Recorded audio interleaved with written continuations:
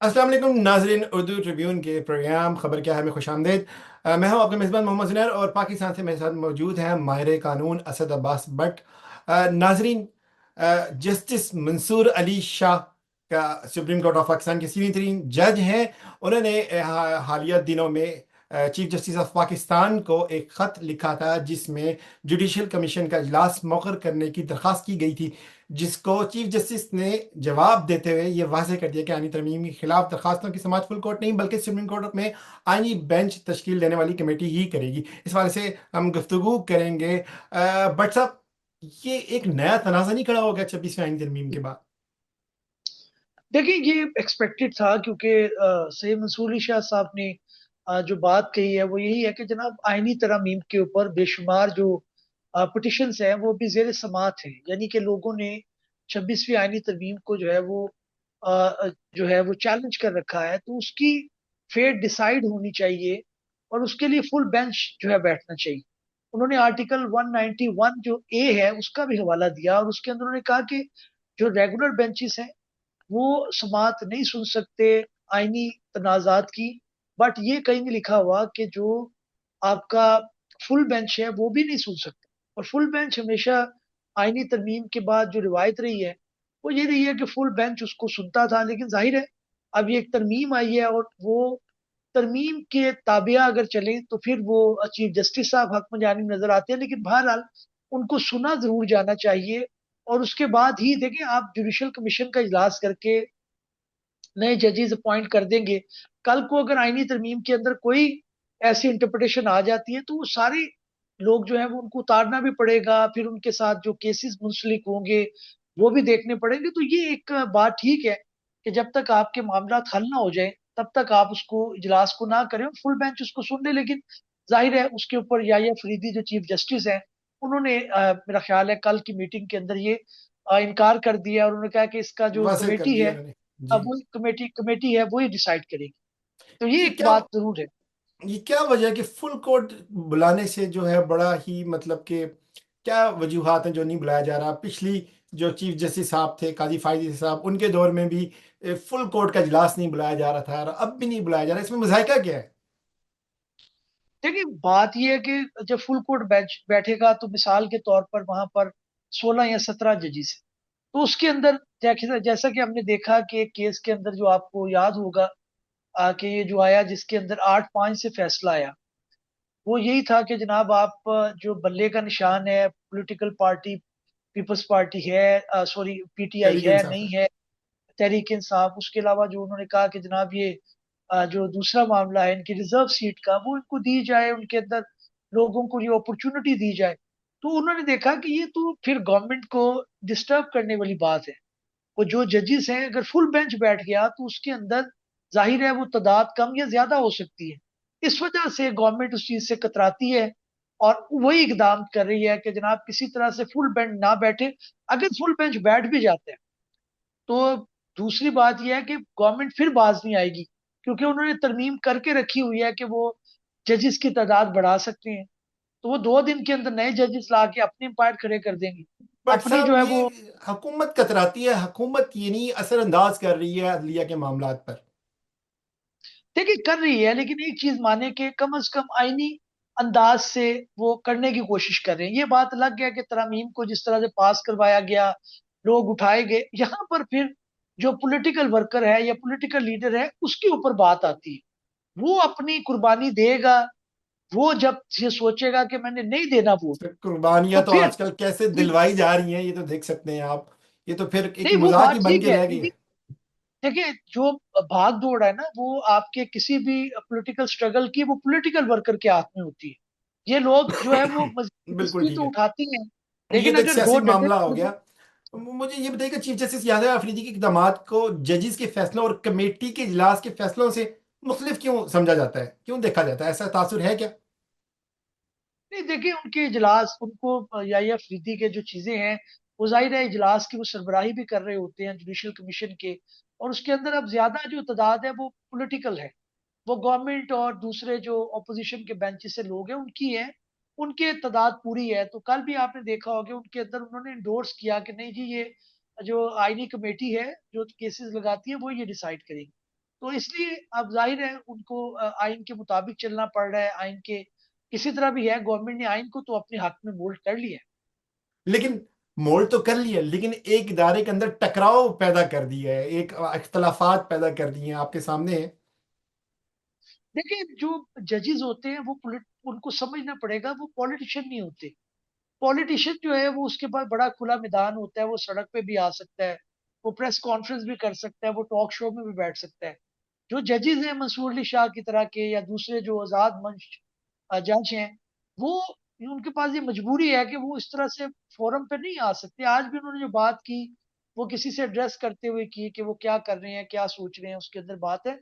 तो ये आपको समझना पड़ेगा कि जो टकराव है वो इतना ज्यादा नहीं है। आप 26वीं तरमीम के पास हल्का फुल्का एक जो है मंसूर अली शाह साहब कोशिश कर रहे हैं, और उनका आज भी ये कहना था कि मैं अपनी हद तक जो मुझे आइन और कानून इजाजत देता है उसके अंदर मैं इस्लाह की बात करता रहूंगा, उसके अंदर मैं अच्छाई की बात करता रहूंगा।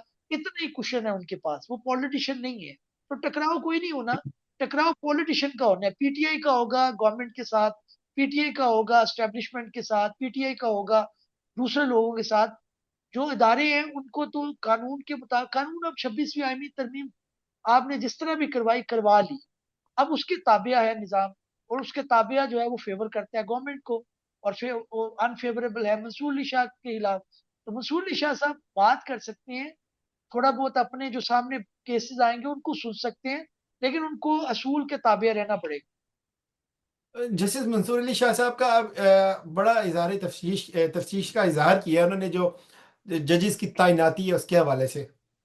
क्या उनका ये जो तफ्तीश है जिसका इजहार उन्होंने किया है, ये दुरुस्त है? देखिए, तशवीश होना या कोई डाउट होना जजिस के मुतालिक, वो जाहिर है वो इस चीज से अब है। लेकिन एक टसल थी पहले, प्रो जो है वो जुडिशरी थी, सारा जजेस अपॉइंट करते थे, पॉलिटिशियंस के हाथ में कुछ नहीं था। तो पॉलिटिशियन ने वापस छीन लिया 18वीं तरमीम के बाद।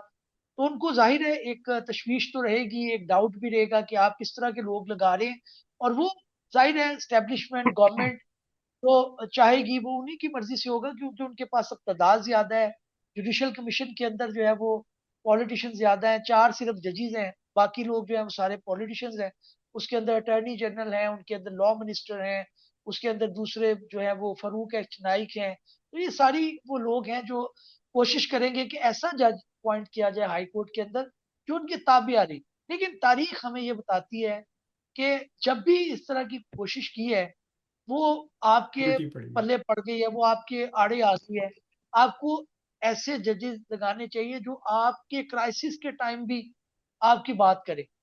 अगर आज एक ऐसा जज आप लगाते हैं जो आपको फेवर कर रहा है सिर्फ इस वजह से कि आप ताकत में हैं, तो कल आपको ताकत में नहीं होंगे तो फिर वो किसको सपोर्ट करेगा? उसी को करेगा जो ताकत में होगा। अब इसका जो मुस्तकिल हल है वो क्या है? क्या फुल कोर्ट का इजलास है, या जुडिशियल कमीशन है, या आईनी अदालत है? इसका मुमकिन जो हल है वो कैसे निकल सकता है? लेकिन मुमकिन हल तो जो है वो यहाँ तक बात ठीक है मंसूरी शाह साहब की कि आपकी जो पिटिशनें हैं जिसको चैलेंज किया हुआ है 26वीं आईनी तरमीम को, उनको सुना जाना चाहिए। फुल बेंच नहीं भी सुनता, कम से कम जो आईनी बेंच है उसको सुननी चाहिए, और उसके अंदर जो भी फैसला है, जाहिर है आपने सिस्टम में रहकर ही बात करनी है, उसके अंदर जो भी फैसला है तो फिर वो सबके लिए मंजूर होना चाहिए, सबको मंजूर होना चाहिए। हमें कोई पॉलिटिशियन इस टाइम एक्सेप्टेबल नहीं है। हम किसी को लीडर नहीं समझ रहे। हम नहीं किसी जज को नहीं मान रहे। हम किसी किसी दानिश्वर को, इंटेलेक्चुअल को, जर्नलिस्ट को, या कानूनी माहिर को, किसी को नहीं मान रहे। तो कौन इस टाइम है जो हमारे लिए एक्सेप्टेबल होगा, जिसके साथ पाकिस्तान स्टेबल हो और आगे की तरफ चले? देखिए, मेरिटोक्रेसी के अलावा कोई हल नहीं है। आप कहें आप जोड़ तोड़ करके इकोनॉमी वक्ती तौर पे ठीक है आप कर लेंगे, आर्टिफिशियल इंटेलिजेंस से आप जो है वो पीछे हैं, आपकी जो स्टॉक मार्केट है, आपने मेरिट क्रिएट करना है। जब तक आप मेरिट के ऊपर जजेस नहीं लगाएंगे, जब तक आप मेरिट के ऊपर इलेक्शन नहीं करवाएंगे, जब तक आप सोसाइटी के अंदर एक असूल नहीं करेंगे, आपका इन्वेस्टर नहीं आएगा। आप दूसरे लोगों को इनवाइट करते हैं, वो कहते हैं आप पाकिस्तानी पाकिस्तान में आने के लिए राजी नहीं है। तो आपको एक एनवायरनमेंट क्रिएट करना पड़ेगा जिसके अंदर एक फॉरेन इन्वेस्टर को, लोग पाकिस्तान से चाइना जाकर क्यों आबाद हो जाते हैं लंदन में, बाहर के ममालिक, उनको उस निज़ाम के ऊपर यकीन होता है कि मुझे कोई अगवा नहीं करेगा। मुझे कोई उठा के नहीं ले जाएगा, मुझे मेरा कोई प्रॉपर्टी जानो माल का तहफुज है। हमने डॉक्टर कदीर को भी कहा कि वो नहीं ठीक है, हम मंसूर अली शाह साहब को भी कहते हैं। चलो ठीक है, इमरान खान तो एक पॉलिटिशियन है, उसकी अगेंस्ट भी हो सकते हैं, फेवर भी हो सकते हैं। बट हमारे मुल्क के अंदर व्हाट्सएप क्यों जात नहीं होता, हमारे मुल्क के अंदर जो है फेसबुक क्यों जात नहीं होती? वो इसी वजह वजूहत हैं कि यहाँ पर मेरिट ये हमारे नहीं पास है। अच्छे टिकटॉकर्स हैं हमारे पास। नहीं, टिकटॉकर होना एक अलग बात है, आप समझ रहे हैं जिस सेंस में मैं बात कर रहा हूँ, कि हमारे पास मैं भी वो उसी लोग सेंस नहीं। में बात कर रहा हूँ। यही पाकिस्तानी जो है बाहर जाके इतना कुछ काम करते हैं, इतना जीनियस है उनकी, इतना उनका इंटेलेक्ट है, लेकिन हम जाया कर देते हैं और पाकिस्तान वहीं पे खड़ा है। उसके लिए सिर्फ और सिर्फ आपको मेरिट की जरूरत है। वो मैं किसी एक बंदे का नाम नहीं, मंसूर अली शाह साहब ने बड़ा काम किया, एनवायरनमेंट के ऊपर काम किया, कोर्टों को बेहतर करने का काम किया, लेकिन आपको जो उनकी ड्यू थी वो उनको नहीं दी। लेकिन इसके अलावा भी वो डटा हुआ है, वो काम कर रहा है अभी। देखिए भाई साहब, हमारे इस टॉपिक से अलग हट के बात हो जाती है, क्योंकि हमारी गवर्नमेंट किसी भी विजन पे काम नहीं करती। जो गवर्नमेंट आती है वो किसी पिटी मामलात, वही प्रमोशन, वही कूड़ा उठाना, सुथरा पंजाब, इस तरह की स्कीमें जो जो दिखती हैं।